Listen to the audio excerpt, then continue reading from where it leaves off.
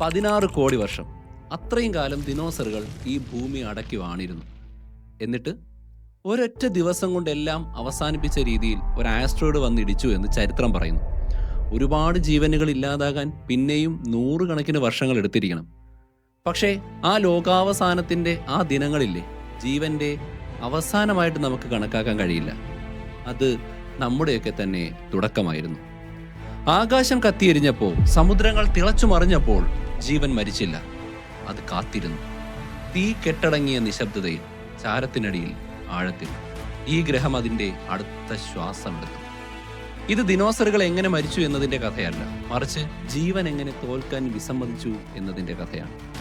നിങ്ങൾ കണ്ട ഓരോ ഇലയും, നിങ്ങളുടെ ഓരോ ഹൃദയമെടുപ്പും, നമ്മൾ ചിന്തിച്ച ഓരോ ചിന്തയും, എല്ലാത്തിൻ്റെയും വേരുകൾ ചെന്നെത്തുന്നത് ലോകം അവസാനിച്ച ആ ഒരു ദിവസത്തിലേക്കാണ്. തീ കെട്ടടങ്ങി, ഭൂമിയുടെ നിലവിളി നിന്നു. പക്ഷേ യഥാർത്ഥ പേടി സ്വപ്നം തുടങ്ങിയിട്ടേ ഉണ്ടായിരുന്നുള്ളൂ.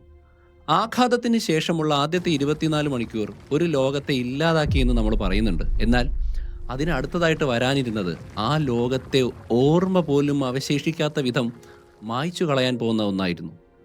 വർഷങ്ങളോളം നീണ്ടു നിന്ന ഇമ്പാക്റ്റ് വിൻ്റർ, അതിനുശേഷമുള്ള അഗ്നിപർവ്വത സ്ഫോടനങ്ങൾ. പക്ഷെ എന്തായാലും അതൊക്കെ അവസാനിക്കണമല്ലോ.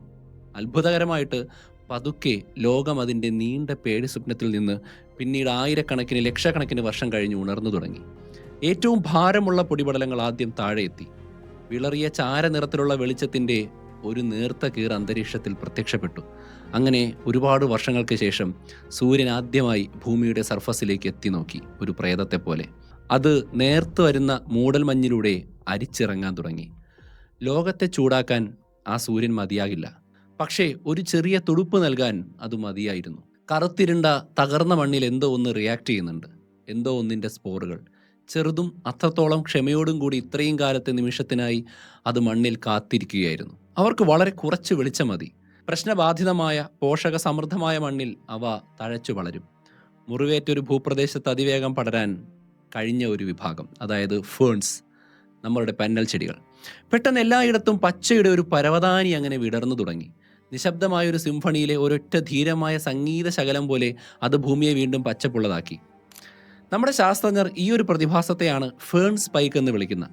നമ്മൾ കഴിഞ്ഞ എപ്പിസോഡിൽ പറഞ്ഞ ഇറിഡിയത്തിൻ്റെ ഒരു ലെയറില്ലേ ഭൂമിയിലെ, ആ ഒരു ശവകുടീരത്തിന് തൊട്ടു മുകളിൽ കാണുന്ന ഫേൺ സ്പോറുകളുടെ ഒരു ഗ്ലോബൽ ആയിട്ടുള്ള ലെയറുണ്ട്. അവർക്കതൊരു ഡാറ്റ പോയിന്റ് മാത്രമാണ്. പക്ഷേ നമുക്കത് മുങ്ങി മരിക്കുന്നതിന് ശേഷം ഭൂമി ആദ്യമായി ശ്വാസം വിട്ടതിൻ്റെ തെളിവാണ്.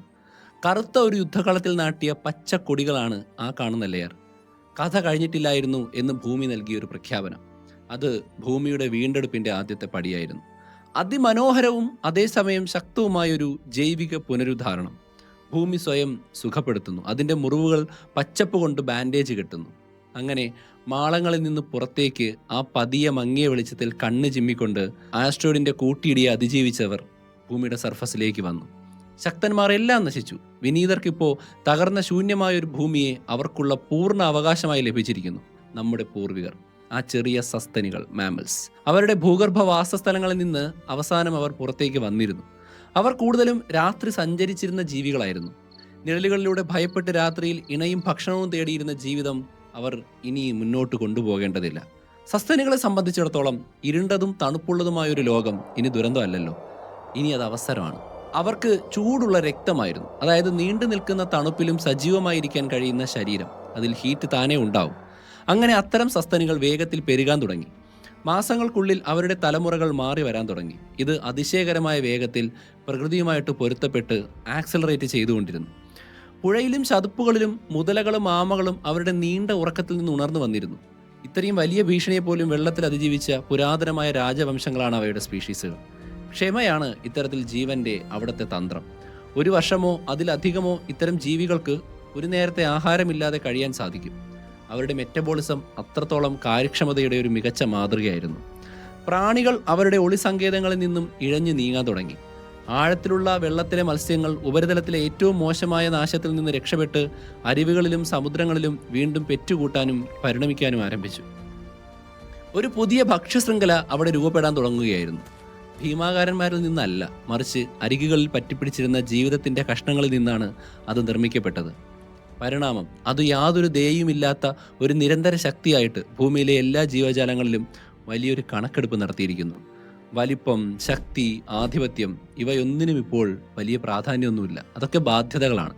ചെറുപ്പം, വേഗത, ശരീരത്തിൻ്റെ വലിപ്പക്കുറവ്, സാഹചര്യത്തോട് പൊരുത്തപ്പെടാനുള്ള കഴിവ്, വിനയം ഇതൊക്കെയായിരുന്നു ആ പുതിയ ലോകത്തിലെ പരിണാമത്തിൻ്റെ ഗുണങ്ങൾ. ഒരു വലിയ പരീക്ഷണം അവിടെ സ്റ്റാർട്ട് ചെയ്യുകയാണ്. എന്നാൽ ഭൂമിയുടെ പനി അവിടെ അവസാനിച്ചിരുന്നില്ല. പകരം അത് രൂപം മാറുകയായിരുന്നു. പൊടിയും കരിയും ഒക്കെ അടങ്ങിയപ്പോൾ ഒരു പുതിയ അപകടം അവിടെ വെളിപ്പെട്ടിരുന്നു. അന്തരീക്ഷം ഇപ്പോൾ കാർബൺ ഡൈ ഓക്സൈഡ് കൊണ്ട് നിറഞ്ഞിരിക്കുകയല്ലേ. അത് ഇമ്പാക്റ്റ് വിൻ്റർ മൂലവും ആഗോളമായിട്ടുള്ള കാട്ടുതീ മൂലവും മറ്റുമൊക്കെ തന്നെ ഉണ്ടായ അഗ്നിപർവ്വത സ്ഫോടനങ്ങളുടെ സ്വാധീനം കൊണ്ടും പുറത്തു വന്നതാണ്.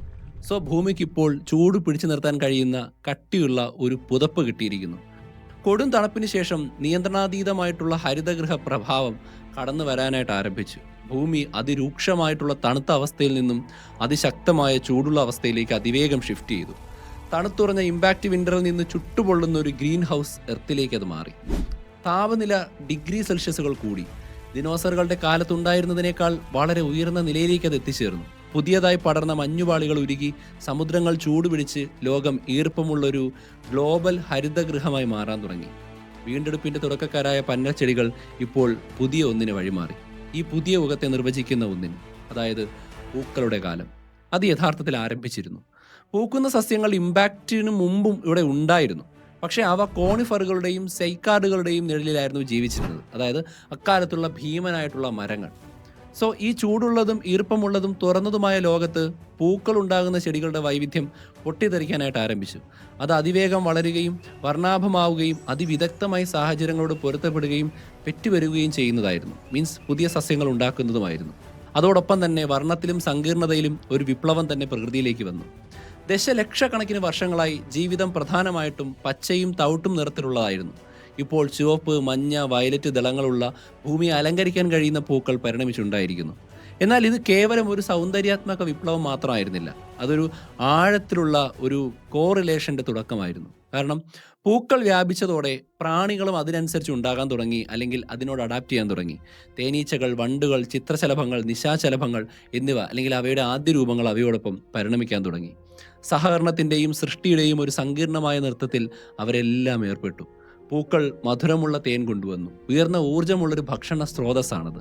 അതിന് പകരമായി പ്രാണികൾ അവരുടെ പരാഗണത്തിന് അറിവില്ലാത്തൊരു വാഹകരായി മാറി. പക്ഷേ ഇതൊക്കെ ഒന്നിനു വേണ്ടി മറ്റൊന്നുണ്ടാകുന്നതല്ല. സാഹചര്യങ്ങൾക്കനുസരിച്ച് അങ്ങോട്ടും ഇങ്ങോട്ടും സഹകരിച്ച് ബെറ്ററായ കാര്യങ്ങൾ നിലനിൽക്കുന്നതാണ്. ഒരുപക്ഷെ ആ സമയങ്ങളിൽ മറ്റു പരീക്ഷണങ്ങളും പ്രകൃതി നടത്തിയിട്ടുണ്ടാവണം. പക്ഷേ സക്സസ് ആയത് ഈ തേനൂറുന്ന പൂക്കളിൽ നിന്ന് ഭക്ഷണം കഴിക്കുന്ന പ്രാണികൾ വഴിയുള്ള പരാഗണങ്ങളായിരിക്കാം. കാറ്റിനൊരിക്കലും കഴിയാത്തത്ര കാര്യക്ഷമതയോടെ ഇത്തരത്തിൽ ജനിതക വസ്തുക്കൾ ഭൂമിയിലുടനീളം പ്രാണികളിലൂടെ ചെടികളിൽ നിന്ന് വ്യാപിക്കാൻ തുടങ്ങി. ആവാസ വ്യവസ്ഥകൾ ഇപ്പോൾ ആരാണ് ആരെ കഴിക്കുന്നത് എന്നതിനെക്കുറിച്ച് മാത്രമായിരുന്നില്ല. അത് പരസ്പര സഹകരണത്തെക്കുറിച്ചുള്ളതായിരുന്നു. എല്ലാവർക്കും പ്രയോജനപ്പെടുന്ന ഒരു സഹവർത്തിത്വത്തെക്കുറിച്ചുള്ളതായിരുന്നു. ജീവിതം ഇപ്പോൾ ഒളിച്ചും അതിജീവിച്ചും മാത്രമല്ല, അത് ആഘോഷിക്കാൻ തുടങ്ങിയിരിക്കുന്നു. ഈ വർണ്ണങ്ങളുടെ കാലം ലോകം വീണ്ടെടുക്കുക മാത്രമല്ല, സ്വയം റീബിൽഡ് ചെയ്യുകയാണ് എന്നതിൻ്റെ സിമ്പലായിരുന്നു. അത് മുമ്പത്തേതിനേക്കാൾ സങ്കീർണവും പരസ്പര ബന്ധിതവും കൂടുതൽ മനോഹരവുമായിരിക്കുന്നു. അങ്ങനെ ജീവൻ തുടിക്കുന്ന എന്നാൽ ശൂന്യമായ ലോകത്തേക്ക് മാമൽസ് ഒഴുകിയെത്തി. 10 കോടി വർഷത്തോളം അവർ ഭീമാകാരന്മാരുടെ കാൽക്കീഴിൽ രാത്രിയിൽ മാത്രം പുറത്തിറങ്ങിയിരുന്നതിൽ നിന്ന് ഇന്നിപ്പോൾ ആ ചെറിയ ജീവിവർഗത്തിൽ നിന്ന് അവർ നിരന്തരമായിട്ട് പോരാടി ദിനോസറുകളില്ലാത്തൊരു ലോകത്ത് പകൽ സാമ്രാജ്യത്തിലേക്ക് ജീവിക്കാൻ തുടങ്ങി. സിംഹാസനം ഒഴിഞ്ഞു കിടന്ന ദിനോസറുകളുടെ ഗ്യാപ്പിലേക്ക് അവർക്ക് എണ്ണമറ്റ അവസരങ്ങളുണ്ടായി.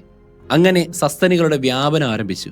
ഭൂമിയുടെ ചരിത്രത്തിലെ മറ്റേതു കാലഘട്ടത്തെയും പോലെ അല്ലാതെ പരിണാമപരമായിട്ടുള്ള ക്രിയേറ്റിവിറ്റിയിൽ പൊട്ടിത്തെറിക്കുന്ന ഒരു അവസ്ഥയായിരുന്നു അത്. ചെറിയ ചെറിയ എലിയെപ്പോലെയുള്ള ജീവികളിൽ നിന്നും അതിശയകരമായിട്ടുള്ള വേഗതയിൽ പുതിയ രൂപങ്ങൾ ഉയർന്നു വരാൻ തുടങ്ങി. ചിലത് നിലത്ത് തന്നെ നിന്നു വലുതായി സസ്യാഹാരികളും വേട്ടക്കാരുമായിട്ടൊക്കെ മാറി.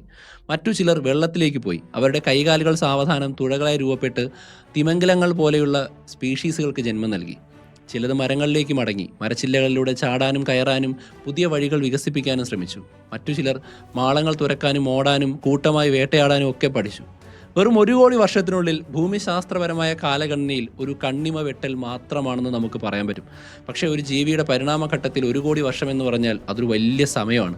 സസ്തനികൾ നമ്മൾ ഇന്ന് കാണുന്ന വവ്വാലുകൾ മുതൽ കരടികൾ വരെയും എലികൾ മുതൽ ഭീമനാനകൾ വരെയുമുള്ള എണ്ണമറ്റ രൂപങ്ങളിലേക്ക് വൈവിധ്യവൽക്കരിക്കപ്പെട്ടിരുന്നു.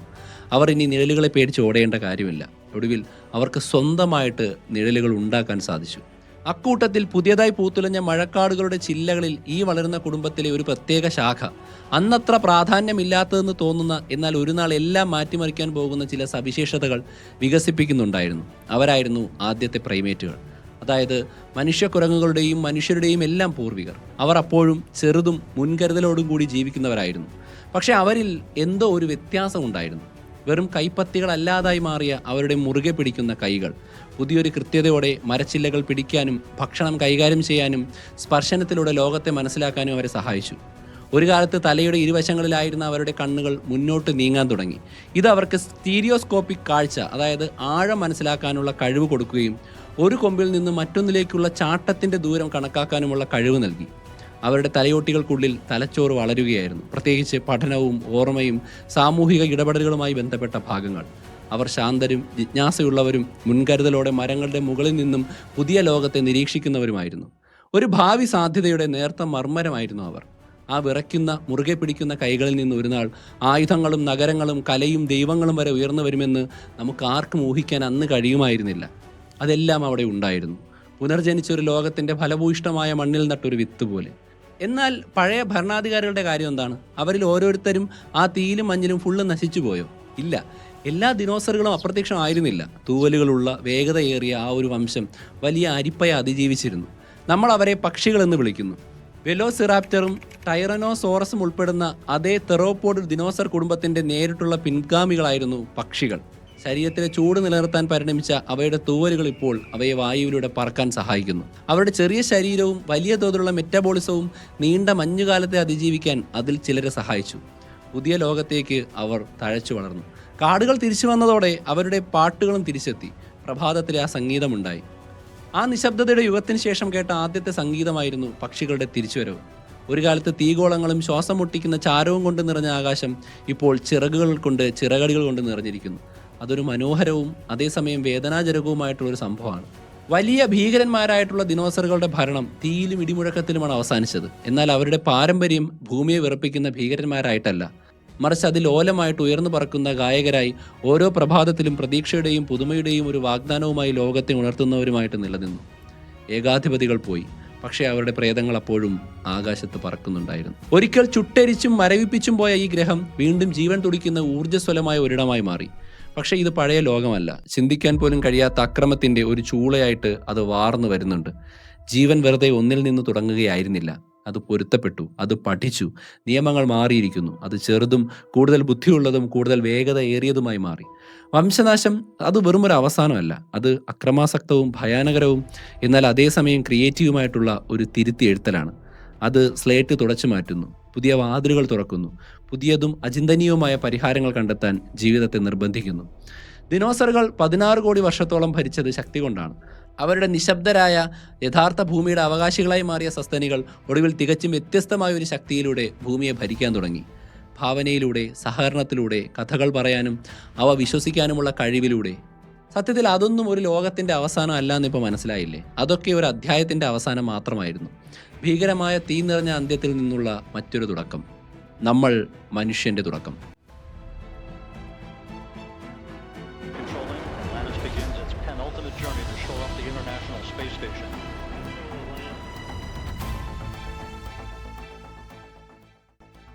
ഇനി നമ്മൾ പോകുന്ന സീരീസുകൾ മനുഷ്യനെ കുറിച്ചുള്ളതാണ്. സോ കാത്തിരിക്കുക. Welcome to the first series of JR sapiens. By.